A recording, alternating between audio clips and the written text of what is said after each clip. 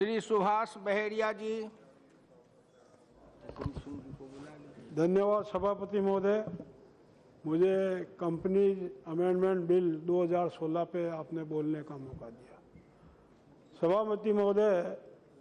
इस सरकार का उद्देश्य है मिनिमम गवर्नमेंट मैक्सिमम गवर्नेंस और दूसरा व्यापार और उद्योग में सुगमता, और इसी उद्देश्य को लेते हुए यह कंपनीज अमेंडमेंट बिल लाया गया है। सभापति महोदय, काफ़ी समय तक कंपनीज एक्ट 1956 के तहत कंपनियां काम करती थी। उसके बाद विचार हुआ, जब इन्वेस्टर का पैसा, आम गरीब जनता का पैसा जब इधर उधर होने लगा, तो यह चर्चा हुई कि कंपनीज एक्ट नया बनना चाहिए और उस पर चर्चा शुरू हुई और 2013 में नया कंपनीज एक्ट लागू हुआ। पर उस कंपनीज एक्ट में इतनी कमियां थी कि उसके जो कुल 470 सेक्शन है, आज तक 284 सेक्शन ही लागू हुए हैं, बाकी 186 सेक्शन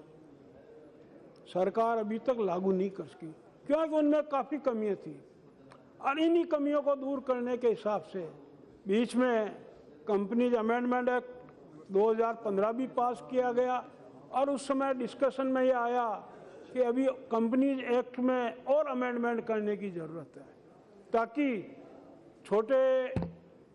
जो कंपनियां, छोटी स्मॉल कंपनियां, जो प्राइवेट कंपनियां हैं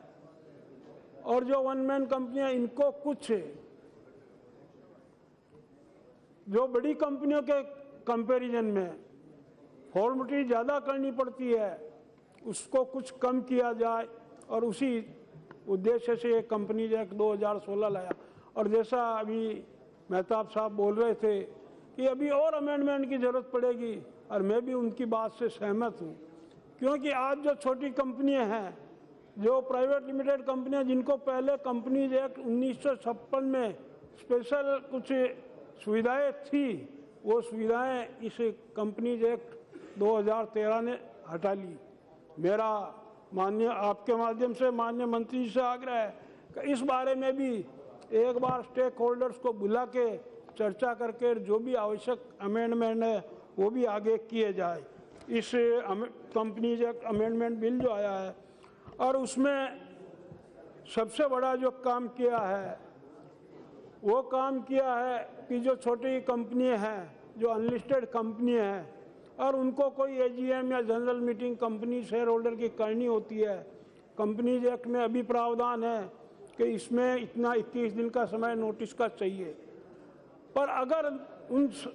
जो अनलिस्टेड कंपनियां हैं उनका कोई मीटिंग करनी है और उसके 95% शेयर होल्डर, यानी 95% जो मालिक हैं, वो अगर एग्री हो जाए तो वो कम समय में भी एजीएम जनरल मीटिंग कॉल कर सकता है। ये एक बहुत बड़ा चेंज जो उन्होंने किया है। दूसरा, कंपनीज प्रोस्पेक्टस जो बनते हैं, पब्लिक इशू में जाते हैं, डायरेक्टर उस पर साइन करते हैं, और उसमें कुछ गलती होती है, उसमें कोई फ्रॉड होता है तो उनकी जिम्मेदारी होती है। लेकिन अगर उन डायरेक्टर्स ने किसी एक्सपर्ट की रिपोर्ट पे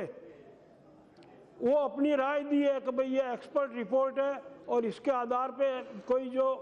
सरकार की तरफ से घोषित एक्सपर्ट है उनकी रिपोर्ट के आधार पे कोई राय दी है, कोई उसमें स्टेटमेंट दिया है, तो उसमें इस एक्ट के इस अमेंडमेंट में ये प्रावधान किया गया है कि वो दोषी नहीं होगा, जबकि उसकी जगह जिस एक्सपर्ट ने रिपोर्ट दी है वो दोषी होगा। यह बहुत बड़ा है, क्योंकि कंपनी डायरेक्टर किसी बहुत मामलों में एक्सपर्ट नहीं होते हैं, और वो किसी एक्सपर्ट से रिपोर्ट लेते हैं तो उसकी रिपोर्ट की गलती की वजह से उनको सज़ा न मिले, यह प्रावधान इसमें लाया गया है।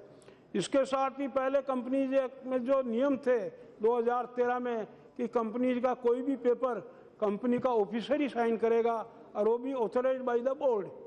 जो बोर्ड को डायरेक्टर उसको ऑथराइज करेगा वही करेगा। लेकिन इसमें ऑफिसर हो या एम्प्लॉय हो, क्योंकि वह कंपनी का ऑफिसर भी कंपनी का नौकरी होता है, एम्प्लॉयज भी नौकरी होता है, तो इसमें यह अमेंडमेंट किया कि कोई भी जो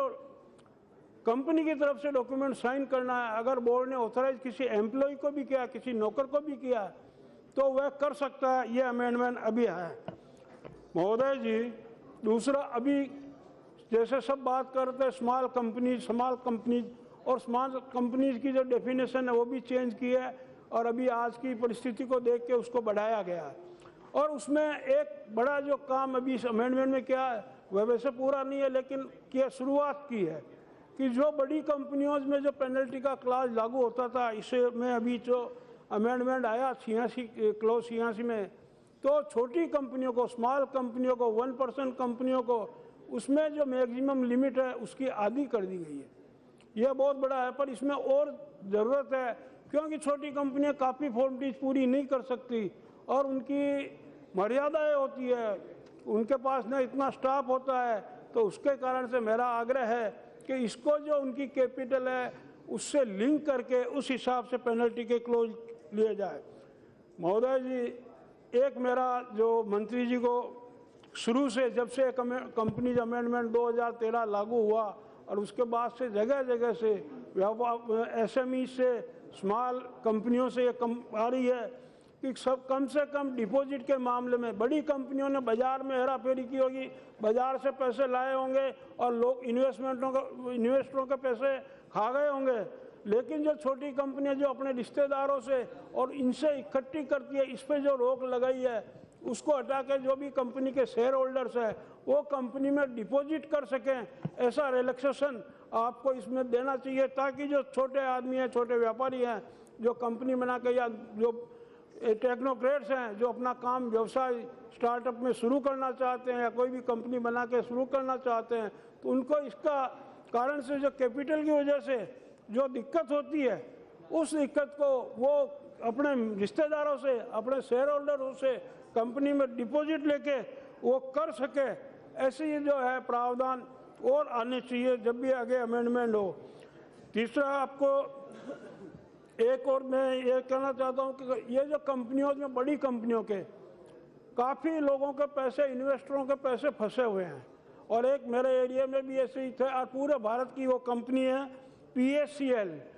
माननीय उच्चतर न्यायालय ने आदेश दे दिया है कि इसके जो भी इन्वेस्टर है, जिनसे पैसे लिए गए, गरीब जनता से जो पैसे इकट्ठे किए गए हैं, इनको लौटा दिए जाए, और उस कंपनी के पास काफ़ी एसेट्स भी है, उनको लिक्विडेट करके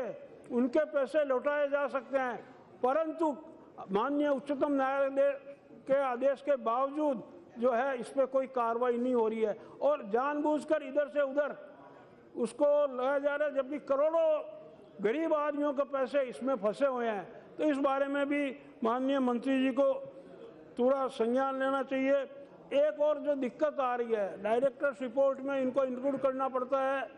कंपनीज की जो डायरेक्टर्स रिपोर्ट होती है सेक्शन 134 में, कि कोई भी, मैं कर रहा हूँ, मैं बोला ही थोड़ा हूँ माननीय सभापति महोदय, जो डायरेक्टर रिपोर्ट में इंक्लूड करना होता है मेटेरियलिटी चेंज, पर कंपनीज एक्ट में कहीं पे भी मेटेरियलिटी डिफाइन नहीं की हुई है, और इसके कारण सब अलग अलग उसका इंटरप्रिटेशन करते हैं। तो मेरा आग्रह है कि इस एक्ट में इसको भी एक बार डिफाइन कर दिया जाए, तो उस हिसाब से ठीक होगा। दूसरा, बहुत बहुत धन्यवाद आपका, आपने हाथ खड़ा किया। श्री NK रामचंद्र।